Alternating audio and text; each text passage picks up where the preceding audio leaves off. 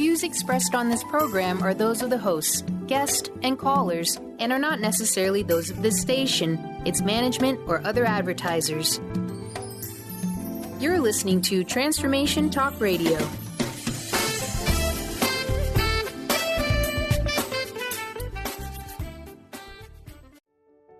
Welcome to the Karmic Path with your hosts, Tina Erwin and Laura Van Tyne.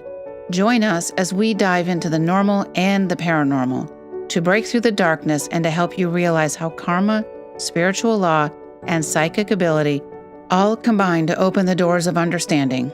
This is the place where we build the karmic connections between science, psychology, and spirituality. But can we change our karmic path? Can we help someone else's karma?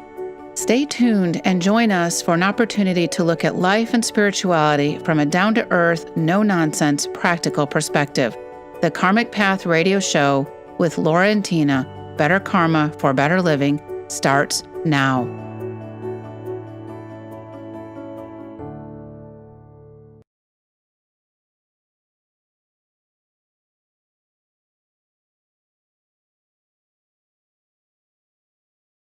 Welcome to the Karmic Path. I'm Laura Van Tyne, and this is Tina Erwin. And we want to start off with discussing that passion is our karma, and everybody... Karma is our passion. Oh, that too. I'm listening. You're always correcting me, okay? It's just that you're really funny sometimes. Intentionally or not? Keep going. Okay. All right. So passion is our karma, not karma is our passion. Karma is our passion. Karma is our passion? You want me to do this? No, I'm good. Anyways, we all have a karmic path, whether we're aware of it or not. And we don't live in a bubble, and all of our actions and reactions do echo out and they collide with one another. And so we're offering a new way of looking at life so that you can perhaps improve on your karmic path and live a better life. And I want to start out with mentioning that for the month of February, we're giving out 2 books each week that are signed. And this week's winners, we're drawing them from Facebook Live posts, and we're drawing them from our email campaign. Janina from Spokane and Bonnie from, we're not sure where. But she's from the TAPS. She works for the TAPS organization. Yeah, she's with the TAPS organization. So we are really thrilled to be sending those out soon. So please make sure, if you're not on our email list, to please join it. We send things out maybe once a month at best. And say hi to us on Facebook Live. We'd love to see you there. And we kind of go back and forth during the commercials on the Facebook Live stuff. All right. So we're going to be discussing all different kinds of love. And what I want to do is tell you what I love about you, Laura. Okay. Is that you're organized. You're really funny. You're on time. You have great ideas, and you talk to the dead. Gotta love it. There you go. And sometimes I read words backwards. Sometimes you read words backwards, but it just shows that you're human, and we all. Well, thank you. That's a very nice introduction. And when you're doing stuff live, stuff happens. It does. It does. And thank you. It was really sweet of you. And I can say the same about you. Oh, thank you. Who else would give us this handy dandy little checklist? Well, proper prior planning prevents possibly poor performance. There you go. So it's Valentine's Day. You took the Navy tongue out of your mouth. I did. Okay. I did. I don't work in a shipyard anymore. All right. It's Valentine's Day. And so we'd like to just share with everyone the concepts of soulmates and love mates and those amazing karmic Sometimes they're hate mates too, okay? You met somebody, and the first time you met them, it's like the hackles went up on the back of your neck, and you go, whoa, what is it about this person that it just makes me want to run into the next country? Right. It happens. It happens. But we're talking about love and different forms of love. Valentine's Day can make a lot of us feel lonely. But we want to explore the different types of love that are out there, because it's not just about romantic love. We're also finding, and we're not just seeing it on Facebook, there's just NPR had an article about it, the feeling among all ages of people of higher and increasing levels of loneliness. Here we're supposedly more connected than ever before. Connectedly disconnected. It's a very, did you make that up? I did. Okay, it's really clever. And I didn't even say it backwards. You didn't. We're connectedly disconnected, and we're not maybe we're not sure why, and we're always thinking it has to be romantic love, but you can have a soulmate, and I think you and I are soulmates, even though we have husbands and Right. children. We're not romantically involved, but we are soul. Thank God. Jeez, my chopped liver. No. We gotta have some humor about this. You can have a soulmate who is not the person you're married to. Right. And it doesn't have to be, a soulmate doesn't have to be a romantic endeavor either. No, a soulmate can be a person you're in business with. It can be one of your children. It can be, or all of them. It can be a lot of people in your life. It's not just one person. Thank goodness. Right. And, it can even be our pets. My dog Murphy, every time I come home, Murphy is waiting at the door with a big old smile on his face. And his happiest moments are when I actually sit on the sofa and he crawls into my lap upside down. And it's just a form of unconditional love. And a lot of times our pets offer us that as well. I think we need unconditional love, and we don't seem to find it. I think what happens when you have social media is that you open yourself up on social media and you let people in who really wouldn't ordinarily be your friend. Maybe some people who might be your friend that you wouldn't have known, but there is this feeling of privilege that someone can say something to you because you can't see their face. There's no ramifications. And they can say something to you that might be hurtful. They could say something that's really positive too, but unfortunately, not everyone does something positive. So we're feeling these situations where social media enables us to connect, but feel alone at the same time, especially if a lot of people dogpile someone and gang up on them about an opinion that was made. Even maybe that person did something wrong and everybody's jumping all over them. Right. And there's more to it than that. It's the fact that there's nothing can take the place of a personal in-person friendship. When we're talking to somebody in person, it's very different than looking at them on the screen.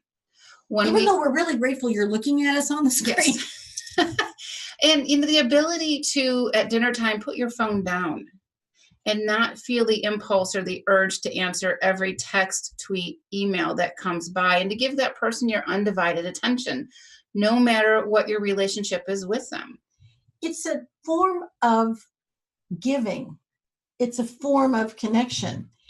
And a lot of times we hear people who, maybe younger people who are trying to find someone and they're doing a dating site and they're texting back and forth.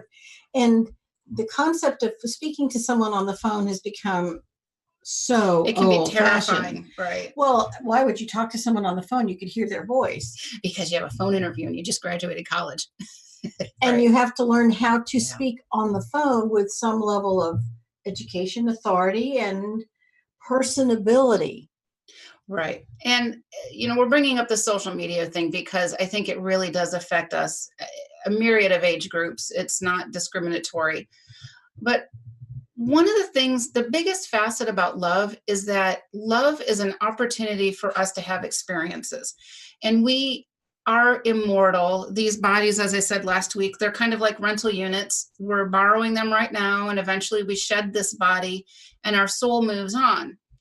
We reincarnate here over and over and over. And the biggest reason why we incarnate here is for the lessons and experiences this planet offers us. Those lessons and experiences always revolve around love.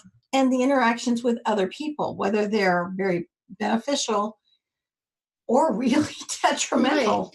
Right. And when we're talking about this, we're going to be discussing reincarnation in a later on down the segment. But I want you to kind of tell the story that you have about reincarnation and learning from some of those experiences. I have a lot of those stories. You're psychic, read my mind. Okay. I've had many lifetimes, like the rest of the world. There's nothing special about me. And I'm sorry, you just keep making mood. Okay. I keep making noise. Sorry about that. And in my past lives, I have met this one particular person over and over, and in life after life, one of us always died early. One person is lost at sea, one person is drowned as a witch, another person is killed by the Inquisition. And so every time, I think I'm going to have a whole life with this person, one of us dies. And in one of the lives that we're very aware of, my husband actually tried to defend me, and I was drowned deliberately, not by him, but by someone else. And he ended up with an extraordinarily lonely life, the rest of that life, and he died alone. And so this life, we get to have a whole life together. And it sounds like gee, that was so sad. Well, could it have been all of those previous life experiences of trial and tribulation, of overcoming odds, of dealing with loneliness and sadness and grief, now affords you the opportunity to have this long life together? I absolutely agree with that. I think that it does. It has caused us to have a deep and abiding appreciation for the love that we can have for each other, and to be grateful we have this time together. And no marriage has a long life without any difficulties. Say what? Yeah. However, when you can focus on overcoming those difficulties and recognizing that, okay, maybe there's some things about yourself that you would change or he would change, it's called soul evolution. You evolve to a place where you're really comfortable with each other and you still love each other. And you're willing to give and take. I mean, there's a balance. Karma always seeks balance, especially with relationships. And are we giving too much? Are we giving too little? Are we too much of this, too much of that? It's literally a lesson in love and learning and balance. And we have a book out, Soul Evolution, Past Lives and Karmic Ties, where we're talking about this in great detail. I think it's important to understand that none of us lead a perfect life. We lead lives of experience. So your spouse isn't perfect and you're not perfect.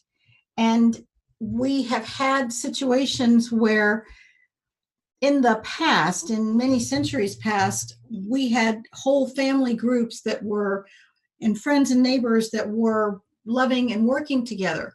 But in these times, that seems to have stopped. And we're going to talk about what happened in those past times and how we can maybe recreate them when we come back. And we'll be right back. You're listening to The Karmic Path on Transformation Talk Radio. Have a question or comment? Contact us at questions@thekarmicpath.com.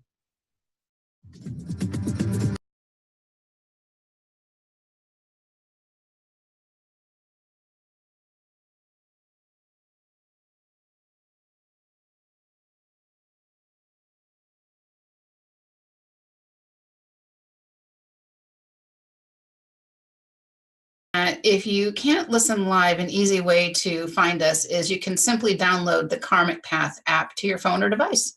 All right, Tina, you're telling us this story about these past lives that you've experienced. I was. And I was also talking about the fact that in past lives, we all had a group around us that we could chat with. And I was talking to one of my daughters-in-law about this recently. And military wives seem to have an understanding about this. We can't possibly expect our husbands to give us everything we need. He's just not there. I mean, my husband spent 42 years at sea, not going to be there for all the things that I needed. So I found that I had all kinds of wonderful military wives who helped me. My kids were there for me. My siblings were there for me, for which I'm truly grateful. And so I recognize that my husband can't possibly be that beginning and end all for me personally, that there are other people who fill those needs in my life. Maybe we need to look at our spouse, and this is true for men. Your wife can't possibly fill every need that a man might have as far as, different kinds of companionship. Maybe you're like, your husband likes to fish, or you like to fish and your spouse doesn't. You have a fishing buddy or a bowling buddy or a golf buddy, whatever. So other people are allowed to fill what the needs that each of us have. And that's okay. It doesn't mean that there is a failing in your spouse. Spouses do the best they can sometimes. And we need to be kind to them. Okay, I think you have a really cool story. All right. So this story is a client that I had a little while ago, and it's an interesting story. And it's about karma and relationships and reincarnation. So this client, I'm going to call her Betty, the mom. The current living mom is Betty, and the child is Mary, let's say. All right. Current mom is having issues with the current daughter because the daughter is very obstinate, wants to tell the mom what to do, to the point where it's just a little insane. And as parents know, our kids can be obstinate sometimes, but this is a little different. And when we did a little mini past life regression, we found out that her current daughter used to be the mom in this relationship, and the current mom used to be the daughter. In the past relationship, the daughter was a very cruel and vicious mother to her daughter. Now, karma has reversed the roles. Karma has said, okay, current living daughter, it's time for you to understand maybe what this is like. And the current daughter is having a really tough time with this quote unquote world reversal because she's a very dominating figure. And when she was the mother of this client in a past life, she was very vicious and cruel to her then daughter. And so now we're looking at this as this is a really good karmic opportunity to kind of balance these two relationships out. When you can understand that, it makes a huge difference. And sometimes when you look at a relationship, because you step back from it a little bit, and I saw this with someone that my daughter knew in high school. The mother was very meek and submissive, and good heavenly days could she sew. She was a master seamstress. And the daughter would demand all these amazing acting costumes and everything else. And whatever the daughter wanted, the mother was like, yes. And so I'm looking at this thinking somebody was a princess in a past life, and the mother was the seamstress. So now the mother is supposed to be in the, I'm sorry. Yes, the mother is supposed to be. She is supposed to be in the leadership role. And the daughter is supposed to learn from her. But the daughter's losing respect because her mother is super meek and super mild. Her mother never raises her voice, never says a thing that disagrees with the daughter. And the daughter's an adult now, and it's not a happy situation. There is no respect there. And when you look at that as an example, sometimes you have to say, well, wait a minute. Does it feel wrong? Maybe there's something I can do that would make this better. This is a soul evolution opportunity. And if you can step back without the emotion and analyze it in a scientific manner, it makes finding solutions so much easier, and it stops those knee-jerk reactions that we can have when we're emotional and upset. Parents have a very powerful responsibility. It's a karmic job, for lack of a better word. And I'll give you an example. In this one particular family, and the daughter-in-law and the husband were the clients. The husband was explaining that he and his brother fought to the point of practically killing each other from the time they have memory. And the parents just looked the other way. The parents didn't stop it. The parents didn't change the behavior. They said, well, the boys will be boys. Why? What is my job? Why would I try to stop it? You try to stop it. You're the parent? You're the parent. It's your job. So karma puts you in an opportunity to change the karmic path of your children for the better by your responsible actions. I know that sounds like a lot to say, but you have a job to do. True. It's very true. And, I'm going to back it up a little bit. Yes, we do pick our parents. Yes, we do pick our parents. And I know you're all thinking, I'm going to pick better next time. Or I did a great job this life. I had great parents. I really appreciate the lessons those parents taught me. Right. We pick our parents for the experiences and opportunities we need for our soul's path. And sometimes we outgrow a family. Sometimes we keep growing with the family. Every path is different. In fact, I know we've talked about a couple of difficult reincarnation stories. I have a great neighborhood. Everybody knows each other. We have neighborhood parties, and I remember one of my neighbors, they had a bunch of us over there celebrating the fact that they're going to have another child. And the mom says to me, she goes, they have a then 3.5-year-old girl. And she says, yeah, my daughter said the strangest thing to me. She says, when we found out we were pregnant, we decided to tell her. She looked at me and she put her hands on her hips and said, finally, my brother is finally coming. It took long enough. And the mom was just kind of like, that was really weird, wasn't it? And she said, but the weird part was, the mom says, is we had a boy. And maybe that wasn't so weird. Maybe that these souls decided to come in together as brother and sister. Now, here's the interesting thing about this brother and sister pair is they never fight. The mom and the dad are just watching their two kids and they're like, what the heck? The little boy now is about 4, and they never fight. They get along famously. But for some reason, she was really excited for her brother's arrival, and somehow on some psychic level, she knew her brother was coming. I think it's a charming story. It's a really charming story. I remember. And by the way, my neighbors had no idea what I do. Yeah. Well, it would be a surprise. My neighbors don't really know either. Let's keep it that way. Anyway. Yeah. So let's go on radio. Let's go on radio. Make everybody know. When I delivered my oldest child, my son, they said, oh, Lieutenant, you have a little boy. And I'm like, are you sure? Did you check? And he thought, oh my God, the anesthesia, she must still be out of it. And it was because my daughter kept talking to me for the full 9 months. And I naturally. And she wasn't born yet. She wasn't born yet. Yeah. And I'm thinking, oh my God, I got to go through this again. Gosh, she's coming. And I'm thrilled to have this little boy who is one of the loves of my life. He's a wonderful person. All 3 children are great people. And so, I get pregnant again. And, the second time it's a girl. Thank goodness she got to come in, and that astounding relationship has been going on ever since. And so we are soulmates in so many levels, but I have a soulmate relationship with each child, and every single parent has a soulmate relationship with every single child they have, whether it's a happy relationship or not. It exists. It exists. And our relationships and our love just don't stop at family. They can include karmic lessons with coworkers or bosses, friends, school classmates.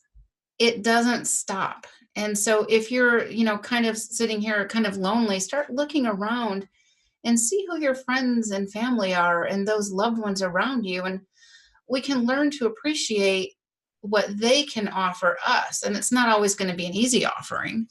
It's also an opportunity to reject negative things that people are putting into your life who may have no right to do that.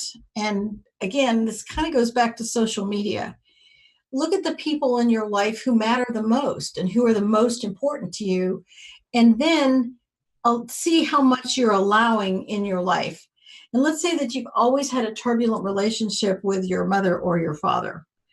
What can you learn from that parent?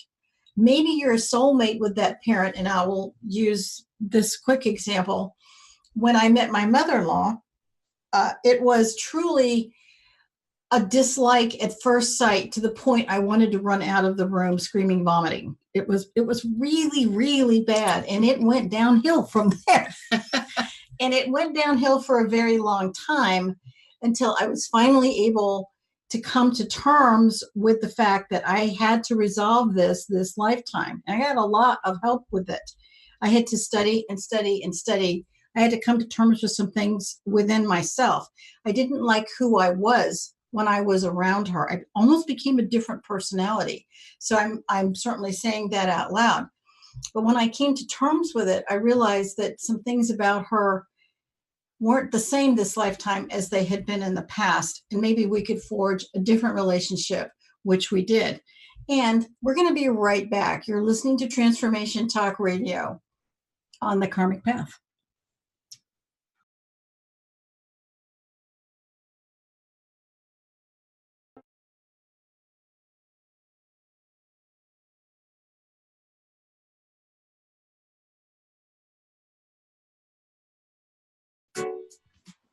All right, you're listening to The Karmic Path on Transformation Talk Radio. We're talking about karma, love, soulmates, love mates, all kinds of mates. And Tina's talking about reincarnation and an issue she had with her mother-in-law. The entire point of soul evolution is, what did you learn? And I realized that in past lives, this woman had power over me, and that part of my hatred was fear. And I realized that she had no power over me this lifetime. I didn't need to be afraid of her.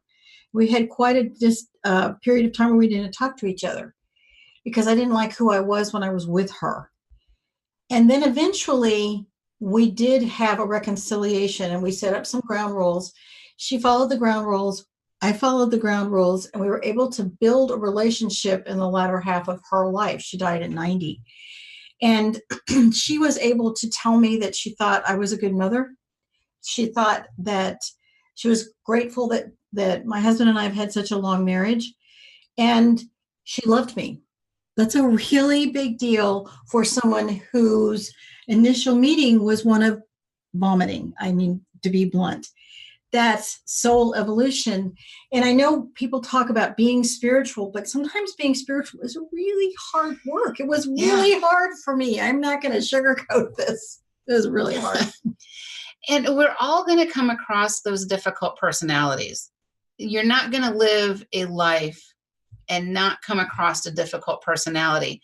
And one of the things that we talk about in the book, Soul Evolution, Past Lives and Karmic Ties, is to look for patterns in your life. Let's say that you had a dad who was super controlling, and now he dictated your every move. Now you're an adult, you're living on your own, and now you have this boss that's super controlling. All right, karma's testing you. What did you learn? What can you do differently? Sometimes the different thing is to know just to leave a job. Sometimes it is to learn how to handle that controlling personality in a slightly different manner because it shifts the energy. It changes the power dynamic between you. And there are always going to be situations where someone has more power over you. It's how judicious are they? And if you allow them to abuse you, it's a very interesting karmic situation. Right.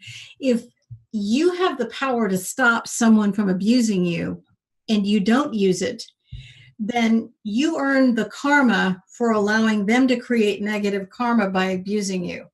Okay, let's explain that again. Go ahead. Okay.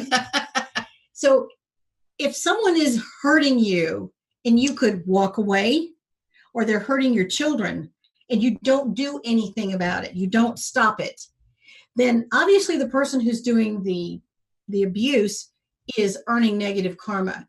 But if you could leave and you don't, whose karma is worse? Maybe worse is a bad way, but who is earning a greater level of difficult karma? If you're being abused and you can safely walk away. I mean, there's going to be some instances that are a little over the top, and we know and respect that, but you're being abused by somebody and you choose to take it. What are you learning? Karma's going to test you with another personality with those same traits. Okay, so you have an abusive father, and that's the pattern. So you marry a man who abuses you. I actually know of a woman who had a horrifically abusive father, and she married a man who not only did not abuse her, but was so good to her. It's almost like she didn't feel she deserved it. And sometimes you feel that you're guilty for something that you're not really guilty for.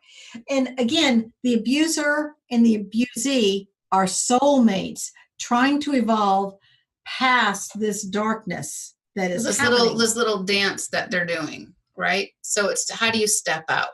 That's the tricky part. It takes work. And we hear this all the time.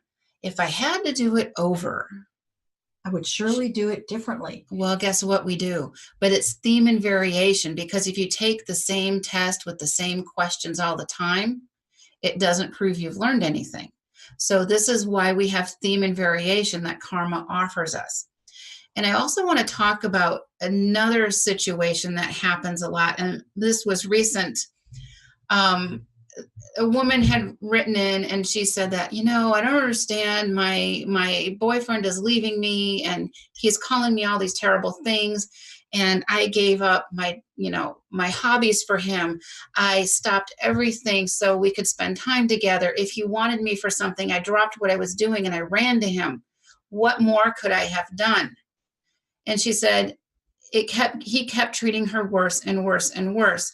So my question for her was, it is exactly what you didn't do. You didn't stand up for yourself. And I suspect that he is getting tired of it. And you're being so nice and kind all the time, and you're giving up your identity. He doesn't want somebody who's going to give up an identity to be with him. He wants a person who is his equal. Person he can respect. And if you are laying down everything, you give up everything, then you become a martyr. And again, karma is always about balancing the opportunity in front of you. And you gave up everything, but did you have to do that? And if you feel like he wouldn't let you, if he won't love me if. Exactly. You see this a lot. He won't love me if I do X. Maybe you don't want that love. Maybe if that's what's happening, that's not the guy for you. And if you do have an abusive person in your life, it's still okay to love them, and you can love them at a distance. Okay, I have a fun, well, maybe not fun story. It was an interesting story. Fun story about abuse. Okay, Tina. It's a story. It's an interesting story. It's this lovely, lovely woman who was married to an extraordinarily handsome man. I mean, he looked like the guy from the Old Spice commercial. I mean, wow. And she was a very attractive woman. And he just knew how handsome he was. Some guys are not that aware of it. This guy knew. Women were falling all over him. And he had a lot of affairs. And she decided that she wasn't going to put up with it anymore. And he told her that she had to, because he was a super spiritual person, because his Kundalini was rising a lot. And I think one of the things were rising, it wasn't always his Kundalini. And you can have your Kundalini rise and still be a faithful husband. And so she decided to divorce him.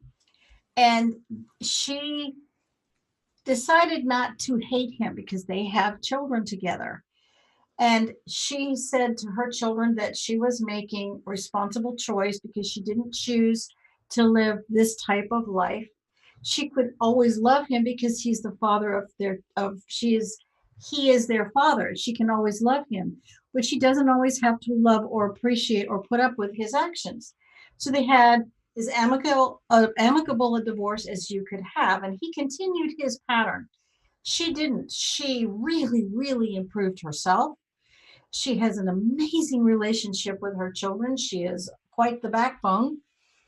And she asked me an absolutely fascinating question, as we had worked together for on and off for a couple of years. And she said, this was a big change for me. And her question was this: in this lifetime, I put up with what he did, and I came to a point where I decided that no, this is no longer all right for me.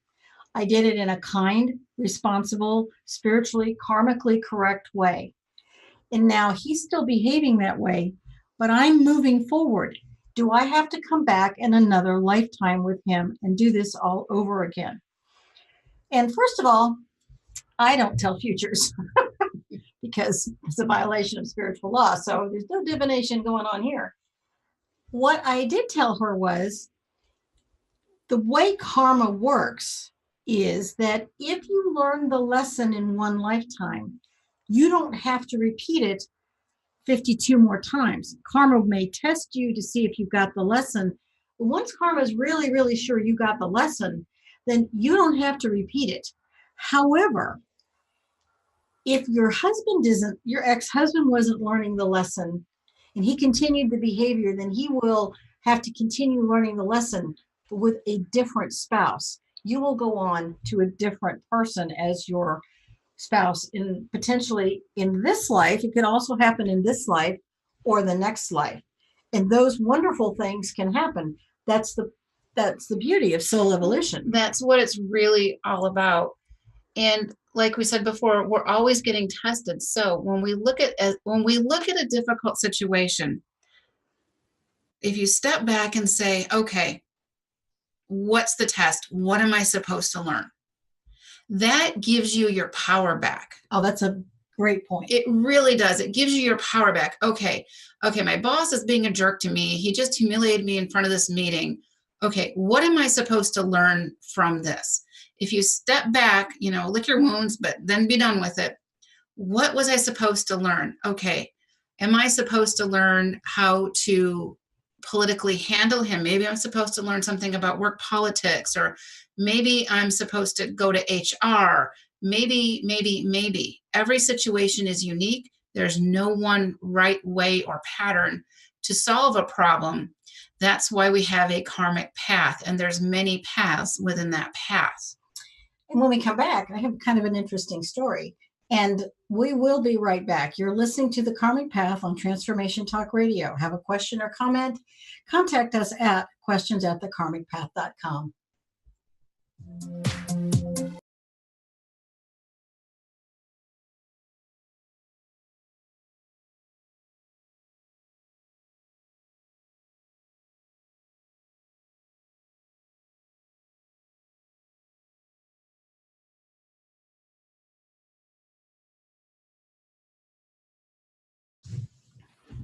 Welcome back to the Karmic Path on Transformation Talk Radio. You can always download the Karmic Path app if you can't listen to us live, or go to thekarmicpath.com and click on the widget. And I was thinking while we're on this break, I'm thinking in my head, I'm like, you're pretty funny too. Yeah, I have my moments. She said something to me last week that pretty much made me want to fall on the floor and pee my pants, but I didn't. Right before the show, I had on a blouse that had a zipper on it. And she says, you really need to lower the sexy quotient. Is that why you're wearing a turtleneck this week? Yes, this is for you. This is for you, sweetheart, right here. Well, you have a little humor in life. I've never heard it put that way before. Well, I'm creative. Really creative. All right. So, speaking of sexy quotients, okay, I had a boss who swatted me on the fanny when I walked out of his office in front of an office full of people who watched this. Oh, I wish I would have been a fly on that wall. And so I said, you all saw him do that. You all saw him do that. And I mean, he froze and the entire room was like, and so just then a Marine major walked in. And they said, John, pull up your pants legs. So he shows these really hairy, ugly legs and ankles. And he said, we know why the XO is a fanny man, because this major has horrible looking legs. Everybody laughed. And so then I went back into the XO's office and I said, don't you ever say that to me again. Ever. All right. This is sexual harassment. You will not do that to me ever again. And he never did. And if you would have put up with it, what are the odds he would have done it again? He would have done it again. And I said, you will never do that to another woman officer at this command ever again. This is not acceptable. And walked out. I was just a lowly lieutenant. I was not going to put up with that. And he never did that to any of us. And there were 10 women officers at that command. So, and I earned the karma for putting a stop to it. I didn't let him continue it. Well, you also stopped him from incurring more negative karma down the road with other women. Right. I mean, this was part of your life mission or service, is to pay attention to what's happening to you in the moment. If you can think really fast and you have a Marine major with ugly legs. I mean, that's just how it works. So there we go. Okay. Your turn. All right. You were going to tell another story about another past life. I have a lot of past lives. Looks like I have a lot to learn, so I keep coming back. Oh, I have a few too, but I'm just keeping my mouth shut. So okay. You just go ahead. I was visiting, my husband and I were visiting our daughter in Bath, England. She was getting her master's degree there. And she took us into the cathedral in downtown Bath, which is perfectly gorgeous. And we're wandering through, and in this particular cathedral, it was there for centuries. And on the walls were the tombs, and there's somebody literally in beautiful script wrote the story about this person's life and death, who their parents were and what they did and how much they were loved. And on this one particular inscription, I put my hand on it. I just touched it.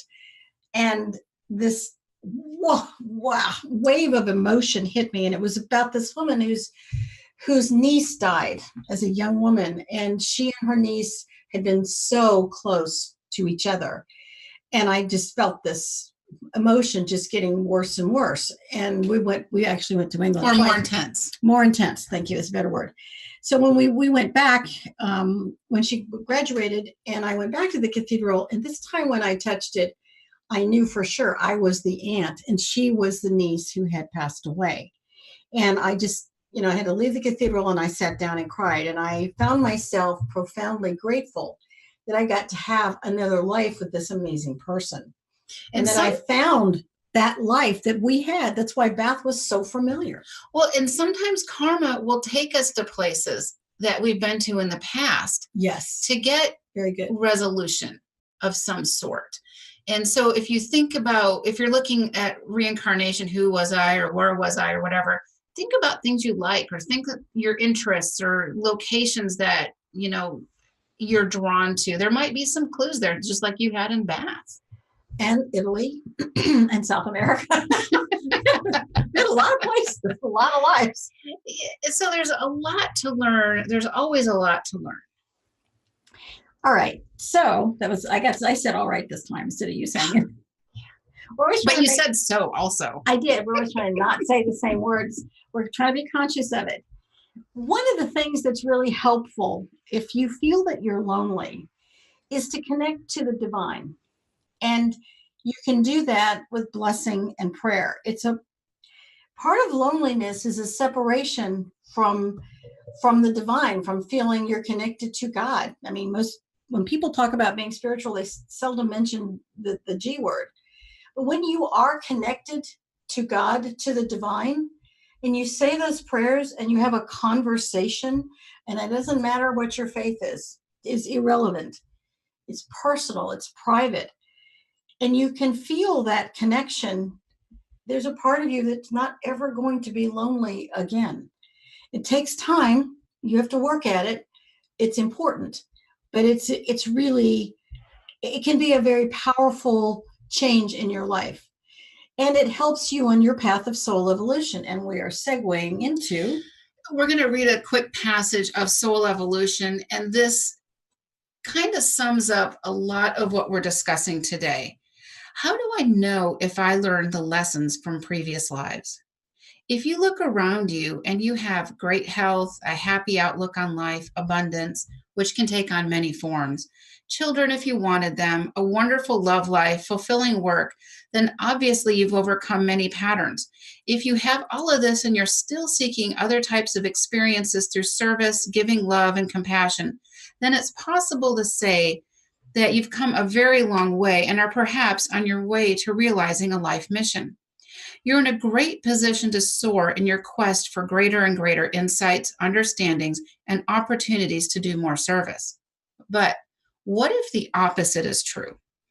What if you're having a terrible time trying to find someone to love? What if wealth constantly escapes you in different forms? We're not talking just necessarily monetary. What if you wanted children, but you can't have them, or you have one terrible boss after the other? Or you have kids and a husband, but you find that you're not happy with your life. Perhaps it's time to consider that there may be some elements of your past that you may want to bring to the forefront of your consciousness to begin to address and understand and work out and heal these things. Finding these answers could be numerous aspects of your soul purpose. And we all have a soul purpose. Some people have more than one. The more knowledge you seek to acquire about your life, who you are, why you're here, the nature and your reason for living, your purpose for being here, and what you want to accomplish and the experiences you want to have, the more of these you will have. Who are you on the inside? Do you like who you are? No one can make any of these assessments but you. And all of them are influenced by the karma you came in with and the experiences you've had in many past lives, including this life. And I think there's a lot in this book that is just as powerful as this excerpt. But think about where you're at in your life, where you want to go, what you want to be. As we end this, we want to quote from the Urantia book. It's one of our favorite books. It's not an easy read, though. It's not. Go ahead. Devote your life to proving that love is the greatest thing in the world. And this is a quote from the Urantia book. Devote your life to proving that love is the greatest thing in the world. If we did that, wouldn't it be an amazing world? It would be an amazing world. So we're going to end with a few karmic concepts. Science. The energy of who we are does not change in death because energy is neither created nor destroyed.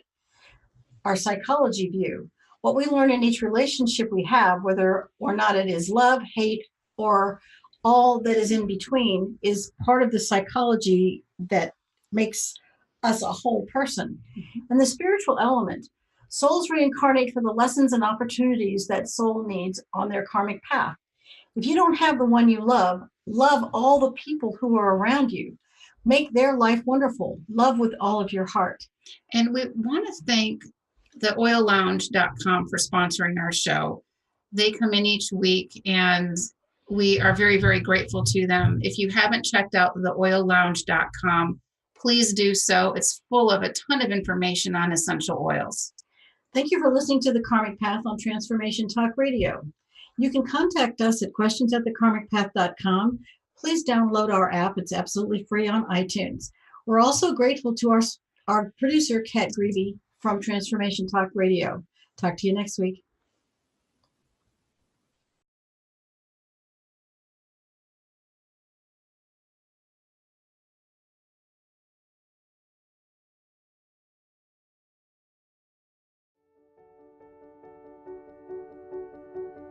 Thank you for spending time with us on the Karmic Path Radio Show.